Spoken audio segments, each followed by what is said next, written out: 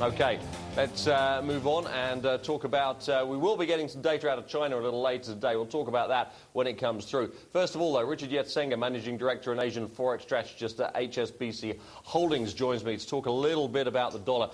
Richard, we're hearing comments from Nurul Rabini, and we should get some more detail on that a little later on, about the dollar potentially no longer being the world's only reserve currency. I guess you could argue it's already not only the only reserve currency, but all the others are very minor. We could have IMF debt, we could have gold, who knows what. What do you think? I mean, I think that's perfectly reasonable. If you look at the way, the issue about the reserve currency, there's really two issues, right? One is the wealth in which central banks, or the currencies in which central banks hold their wealth, and the two alternatives really are the dollar primarily, but also the euro a little bit.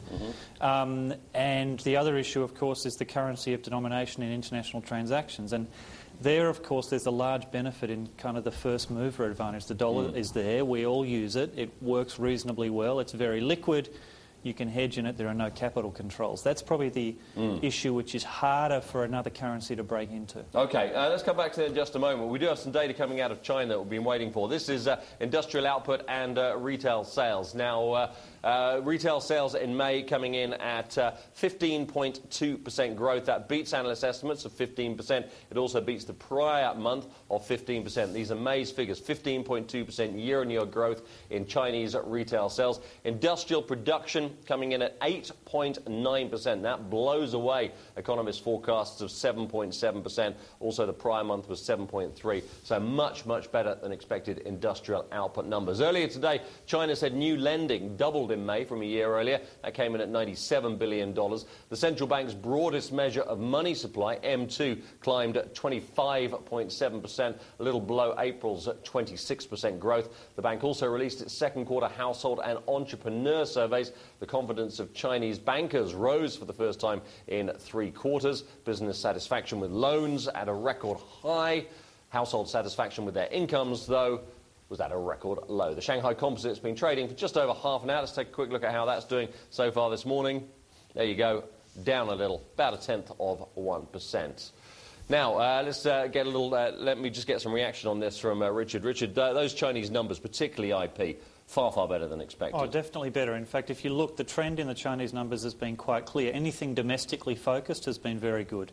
Anything that's helped by the bank lending numbers, the stimulus package, very, very good. Anything externally focused, it kind of struggled to generate any real momentum. Yesterday, export numbers moved to a new low in year-over-year terms. Trade surplus is still very low. I think the currency markets are kind of struggling between those two extremes. Yeah, I mean, that's the problem. I mean, the yuan is a controlled currency anyway, but is it a place worth putting your money at the moment? Well, I think the pressure on the yuan or the pressure for views is, from a pure investment perspective, the Chinese story looks fantastic, but of course for foreigners it's very hard to access that. And so the currency story really comes down to a story about the current account surplus and the trade surplus. And because of the collapse in global trade, that's been shrinking.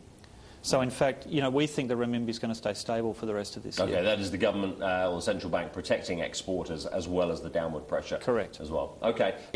Turn back to Richard Yetsenga of HSBC. Richard, let me just, we're going to talk about Asian currencies after the break, but just a word on the dollar again. You were saying recently that the biggest event, macro event recently you've seen is a flattening of the front end of the Treasury yield curve, correct? Yeah, I mean, I think one of the things that we need to think about is markets, of course, have been pricing recovery, and what you'll hear from most investors is, well, economies may still look a little shaky, but there's plenty of liquidity. And I think part of the problem is there's an inherent disconnect between those two views of the world. Central banks are only providing liquidity because the underlying economic environment still looks vulnerable. Once that solidifies, the liquidity needs to be taken away, or if the liquidity stays there, it's only because economies are soft. So markets can benefit from that for a period of time, but once that kind of good news is priced in, it becomes much more difficult. And now we're seeing the US market struggle with thinking about the timing of, well, if the economy's past bottom and is starting to recover, and even if the recovery is weak, when does the Fed tighten? And that's an important shift. Okay, we can show that. I was hoping we would show that. We've got the 2-year yield curve and the 10-year yield curve. Can we show those on the screen?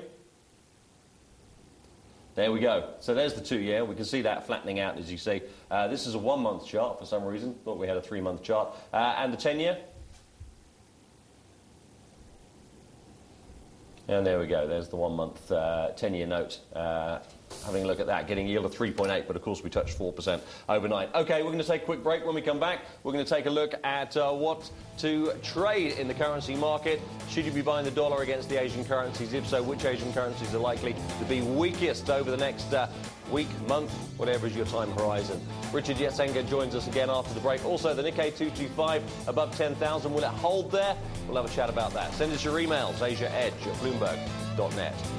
Back to my guest today, Richard Yetsenga of HSBC. Very good day to you once again. You've said that you think basically the dollar could get a little bit of upside here, particularly against Asian currencies, correct? Yeah, I think in Asia, certainly. I mean, the major currencies, of course, are harder because I think you have clearer spillover benefit from this concern about the US's loss of reserve currency status, however far away that may be. But for Asia, of course, if you want to trade away from the dollar, you need to buy something, and the things that people are buying are starting to look a little bit expensive. You know, equity markets have rallied a long way. Credit markets have performed extremely well the last 3 or 4 months, and we think they're primed for some disappointment. Not all Asian currencies are equal, of course. I think, generally speaking, you're saying Indian rupee, Philippine peso, and to some extent the yuan, but particularly those two you think are the ones most overvalued at this point. Yeah, yes? I mean, I think you know, both those currencies are vulnerable because of deteriorating labour markets globally, keeping remittance flows very weak. And India particularly, there's a lot of good news priced on in politics in the domestic equity market. Expectations are extremely high.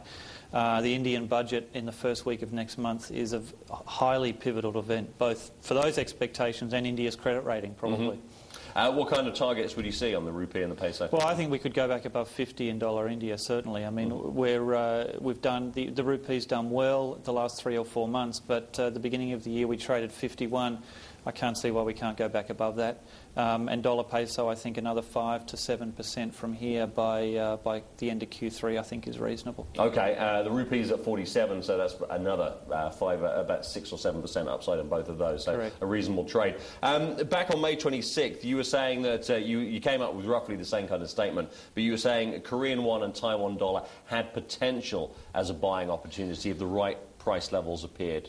Did they appear at all? No, look, I don't think they have yet. I mean, cyclically we like, kind of medium-termish, we like both currencies, not only for valuation reasons, but the macro fundamentals to us just look much better. The problem with both is you may like them medium term, but they're still exposed to the cyclical risks that we see. So I still think you're going to see better levels in both those currencies, particularly given central banks in those two markets are particularly keen at the moment to accumulate some dollars and rebuild reserves and protect their export sectors. We're talking over a short to medium term time frame here.